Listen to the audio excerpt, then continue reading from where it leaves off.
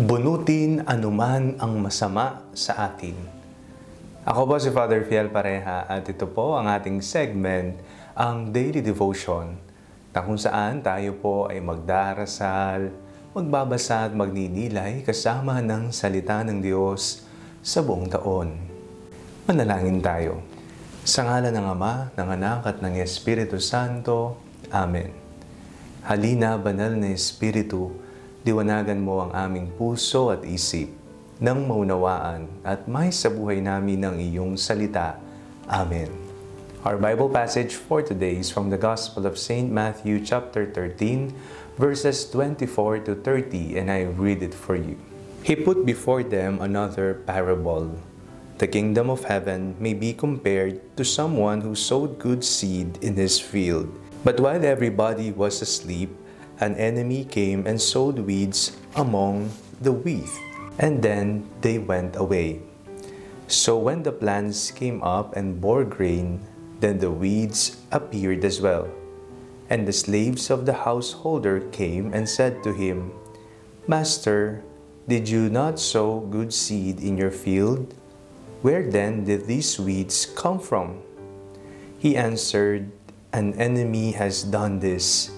The slave said to him, Then, do you want us to go and gather them? But he replied, No, for in gathering the weeds you will uproot the wheat along with them. Let both of them grow together until the harvest. And at harvest time, I will tell the reapers, Collect the weeds first and bind them in bundles to be burned, but gather the wheat into my barn. Sa buhay, mayroon pong kailangang ihiwalay. May mga bagay na kailangan puksain, may mga kailangang iwasan at itatwa. Sa ating pong binasang ebanghelyo, nagbigay muli ng isang kwento, ng isang parabola ang ating Panginoon. Ito naman ay ukol sa isang taong nagsaboy ng mga mabubuting bini. Ngunit, kasabay ng pagtubo ng mga mabubuting bini ay ang pag-usbong din ng mga masasamang halaman.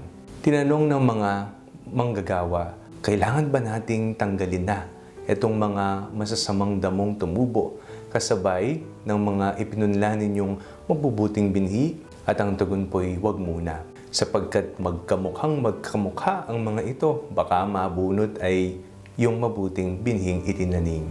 Sa panahon ng anihan, magkakaalaman, itatapon at susunugin ang mga masasamang damong tumubo.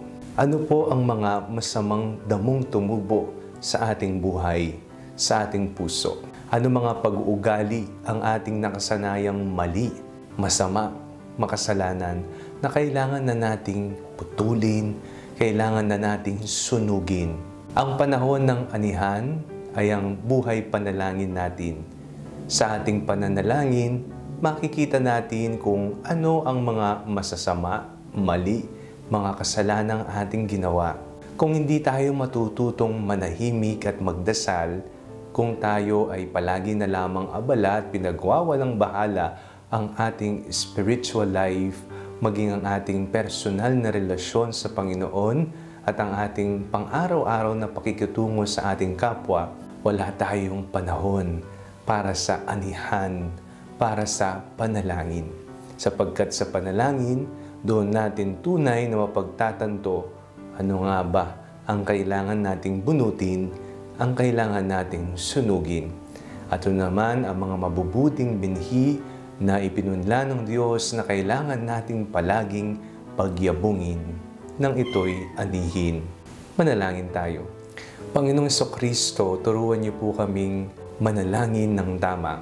Makita nawa namin sa aming pananalangin kung ano ang mga bagay na kailangan naming bunutin at sunugin at talikdan. Amen.